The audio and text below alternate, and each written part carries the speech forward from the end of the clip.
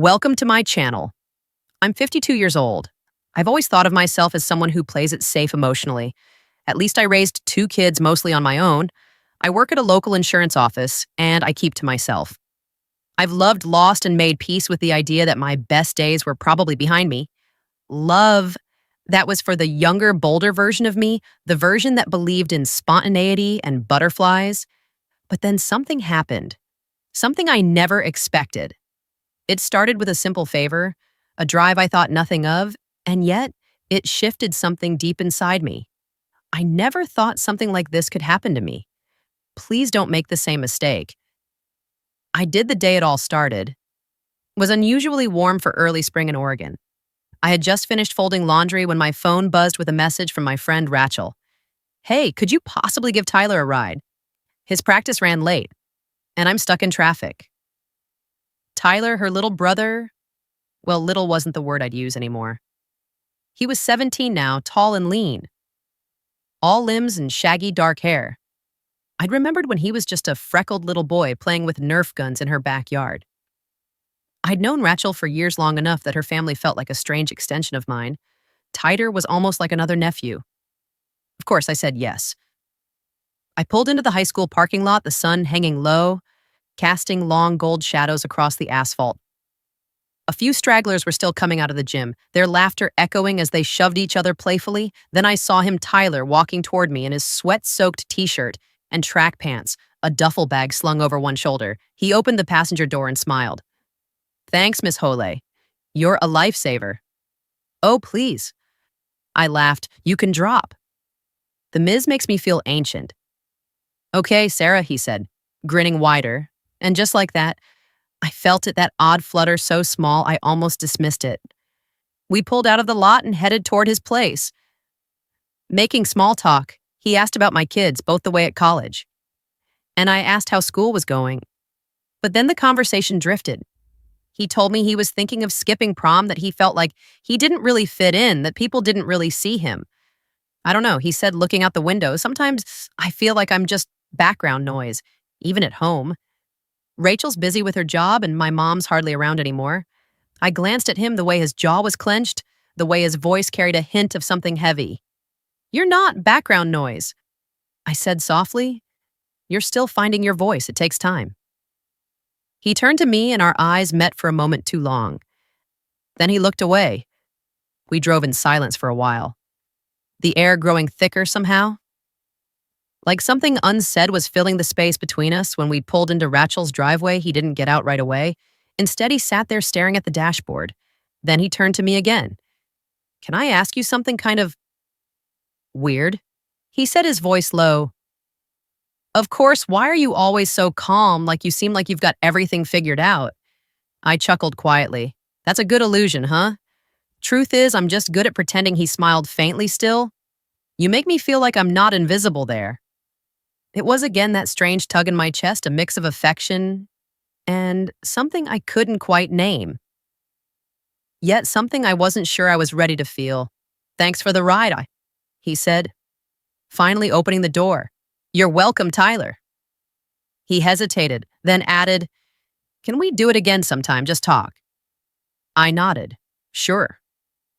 He closed the door and disappeared into the house, and I sat there for a moment, hands still on the wheel, staring at my own reflection in the rearview mirror. Something had shifted. I wasn't sure what it was yet, but I knew deep down that this wasn't just a ride. Not really. It was the beginning of something. Something I hadn't seen. Coming the following few days passed in a kind of strange fog. I went about my routines. Morning coffee, answering emails at the office, making dinner for one. But I found my thoughts drifting more often than I care to admit. I kept replaying the conversation in the car, the softness in Tyler's voice when he said, I made him feel seen. That look in his eyes when he asked if we could talk again. I told myself it was harmless. I was just being kind. That's all. He was a teenager navigating life. And I was simply someone who'd been around the block enough to offer a little perspective, but I knew that wasn't entirely true. Rachel called again that Friday, Sarah. I hate to ask, but can you pick Tyler up again? Mom's out of town and I've got a late meeting. He says he's fine to walk, but I'd feel better if he got a ride. There was a pause on the line, then she added with a little laugh. He actually asked if you'd be the one to get him. Said he liked talking to you. My heart did something odd in my chest, a twist almost like guilt and anticipation wrapped together. I don't mind, I said, trying to keep my voice light that afternoon. I found myself waiting in the same spot as before. I'd even freshened up a little more than usual before leaving the house, just a touch of lipstick. A nicer blouse silly. I know, or at least that's what I kept telling myself. He climbed into the car again, same easy smile. A little less sweat this time. You came, he said, like he hadn't been entirely sure I would. Of course I did. I said I would. We drove a while without talking much. There was a quiet comfort in it. I liked the way he leaned back in the seat, his head tilted toward the window, one knee bouncing slightly, restless energy barely contained.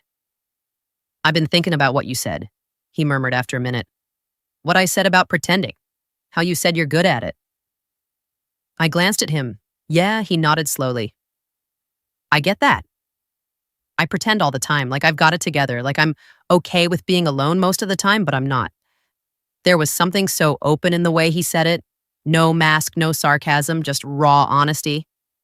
I admired that, I said softly when I was your age, I used to sit in my room for hours and wonder if anyone would ever really know me. Not just talk to me or be around me, but really know me. He turned toward me, the smallest furrow in his brow. Do you think anyone ever really does? The question lingered in the car like a breath that wasn't let out. I think I said after a moment. Sometimes it happens when we least expect it, but most people are too scared to let it. He didn't respond right away, just looked out the window. We passed a long stretch of trees lining the road, dappled with the light of a setting sun. Then he said quietly, I'm not scared, not when I'm with you. Something shifted again in the air. My fingers tightened on the wheel. I didn't know what to say, and not really. I could have changed the subject. Laughed it off, told him it was just hormones or teenage confusion, but I didn't. Instead, I parked the car in front of his house and turned off the engine. The silence that followed was almost deafening. He looked at me, really. Looked. There was something behind his eyes, something searching, uncertain. Not lust, not a challenge, just a longing to be understood. I reached out my hand, resting gently on his for just a moment. A touch that meant nothing and everything. You're going to be okay, I whispered. I promise. He held my gaze, then slowly nodded. I don't want this to be the last time we talk, it won't be. I said, though. I wasn't entirely sure if I was promising him or myself. He got out of the car, walked slowly up to the porch, and paused before going in. Then he turned and gave me one last look over his shoulder, an unspoken question hanging in the air between us. I drove away feeling something bloom in my chest. A strange warmth tangled with confusion and the ache of something I hadn't felt in years. And somewhere deep in the quiet of that evening, I knew a line had been crossed, not in action, but in thought. And thoughts I was learning could be just as powerful. I didn't hear from Rachel for a few days after that. No requests for rides, no casual texts. I told myself it was a good thing, that maybe things would fade back into their usual rhythm, that my mind would stop drifting to places it shouldn't, that I'd stop replaying the way Tyler had looked at me or the soft way he'd said, I'm not scared. But I couldn't stop. I found myself lingering over small things, songs on the radio, the scent of eucalyptus in my bathroom that reminded me of him. Oddly enough, because it was the scent of the hand sanitizer in my car, that day I'd catch myself standing in the middle of the kitchen just thinking, remembering feeling. And then one evening, my phone lit up with a message. Tyler? Hey, you pissy. My heart beat just a little faster. I hesitated a moment before typing back, me. No, what's up? He replied almost immediately. Tyler, could we talk? I can walk over if that's okay. It was nearly 8. The sky was already dimming into purple and gold. My house was quiet. As it always was these days, I stood at the window for a long time, staring out at the empty street, my thoughts buzzing with everything I should say no to and everything I wanted to say yes to me. You can come by for a bit back porch. I'll leave the gate open. 15 minutes later, I heard the faint creak of the wooden gate. Then his footsteps. When I opened the back door, he was already sitting on the old cushioned bench beneath the porch light. His hoodie pulled halfway up over his curls. "You sure this is okay?" he asked, eyes meeting mine in that same searching way. I nodded. "It's just talking Tyler." He gave a little half smile. "That's what I like about you. You don't act weird. You don't treat me like a kid. You're not a kid," I said, lowering myself into the chair across from him. "But you're not grown either, and that space in between it can feel like nobody understands it." He looked at me for a long while, then said, "I'm tired of pretending of acting like I don't feel things I'm not supposed to feel." The words hit harder than I expected, not because they were inappropriate, but because they were honest, raw, and I knew that place I'd lived. Once I know the feeling I said carefully, but sometimes we feel something and misread what it means. It doesn't make it wrong, but it doesn't always mean we should act on it either. He didn't look away. What if it's not a mistake? The air between us thickened. I could feel the porch light humming above us, the faint chirp of night insects, the creak of the old wood beneath my feet. The world around us continued unaware of the shift unfolding in the small space between two people, from two very different points in life. "I'm not trying to confuse you," I said, keeping my voice gentle, "and I don't want to hurt you, Tyler. You haven't." He said, "Actually, you've made me feel like I matter, like someone actually sees me." The ache in his voice undid me, because I'd felt the same, different reasons. Same feeling, like I'd been invisible for too long, tucked away into a version of myself that had stopped asking for more. I reached out, brushing a leaf off his shoulder, letting my hand linger for just a breath too long. "You do matter." He leaned forward slightly, not aggressively, not with expectation, just close enough that I could see the softness in his expression, the almost trembling hope in his posture. "Can I ask you something?" He said, "Of course, would you be mad if I told you I think about you? Not like a teacher or an older person, but just someone I want to be close to." I swallowed hard. A part of me wanted to push him away to draw the boundary clearly, but another part, the part I hadn't felt alive in for years, wanted to lean into the moment to let it be what it was, with all its quiet complexity. "No," I said quietly. "I wouldn't be mad. But I'd want you to know this isn't simple and it's not something either of us should rush into." He nodded, eyes never leaving mine. "I'm not in a hurry. I just wanted you to know how I feel." For a long time, we just sat there in silence, the space between us filled with unspoken thoughts, unched feelings, and a strange, deep comfort. When he finally stood to leave, he paused at the gate. "Thanks for letting me come by." "Anytime, Tyler." As I watched him disappear down the sidewalk, I felt something unexpected swell in my chest. Something that felt both terrifying and profoundly tender. Not desire, not infatuation, connection. Something real. Something I hadn't allowed myself to feel in years, and that surprised me more than anything. The days that followed were quiet, but not the kind of quiet I was used to. This quiet had an energy to it. A tension under the surface, like the air before a summer storm. Everything looked the same on the outside. Same neighborhood, same grocery runs, same lonely evenings. But I felt different, and I knew Tyler did too. We hadn't spoken since that night on the porch. Not because anything went wrong. If anything, it was the opposite. The intensity of that night lingered in my chest like a faint hum. I couldn't shake. I think we both needed space to think, to breathe, to figure out what this connection really meant. Then one Saturday afternoon, I saw his name flash on my phone again. "Tyler, are you home? I've been thinking and I'd like to talk." My heart skipped in a way that startled me. I paused, staring at the message, then replied, "Me, yes, come by if you're ready." I put the kettle on, lit a candle on the table out of habit more than anything. I wasn't dressing up.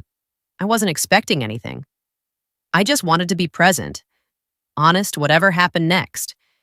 It needed to be grounded in truth. When the doorbell rang, I opened it to find him standing there dressed in jeans and a navy hoodie, hair still damp from a shower. He looked older somehow, not in age but in presence in his eyes. I said softly, "Hi." He'd his voice low.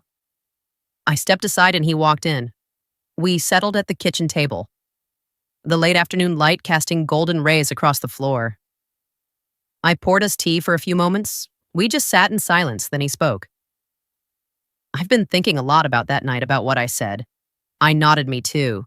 He looked down at his hands, then back up at me. I wasn't just caught up in something. I meant it. I care about you. I know it's complicated and I know how this might look to other people, but that doesn't make it less real. His honesty caught me off guard again, just like it always did. No games, no pretense. I know you do, I said gently. And I care about you too, Tyler, but caring about someone doesn't always mean stepping into something. Sometimes it means protecting what's good between you. He was quiet for a long time. I could see the thoughts turning behind his eyes, the tug of war between wanting more and understanding what it might cost. I don't want to make your life harder, he said finally. I just wanted you to know how I feel. Even if nothing ever comes from it, that's brave, I told him. And it means more than, you know? I reached across the table and held his hand. This time there was no hesitation. It was warm, steady, comforting a touch. Not of romance, but of respect, of deep mutual understanding. I've spent so much of my life pushing things away, I said, out of fear, out of habit. But you reminded me what it feels like to connect, to be seen, and that's a gift I'll never forget. He smiled, eyes glistening just a bit. So this is goodbye. No, I said, not goodbye, just clarity. We both laughed softly at that. It wasn't sad, it wasn't tragic, it was just real. He stayed for another hour. We talked about his college plans, about music, about life.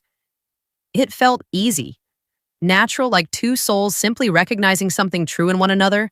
When he finally stood to leave, he hugged me, not with confusion or hesitation, but with warmth, with gratitude, and I held him back, my heart full in a way I hadn't felt in years, as the door closed behind him, and I stood there alone. Didn't feel empty. I felt whole. Sometimes the most meaningful connections don't end in romance. Sometimes they awaken something deeper, something that reminds us of who we are, what we've been missing, and what we're still capable of feeling. And in that quiet kitchen, I smiled to myself because I wasn't invisible anymore, and neither was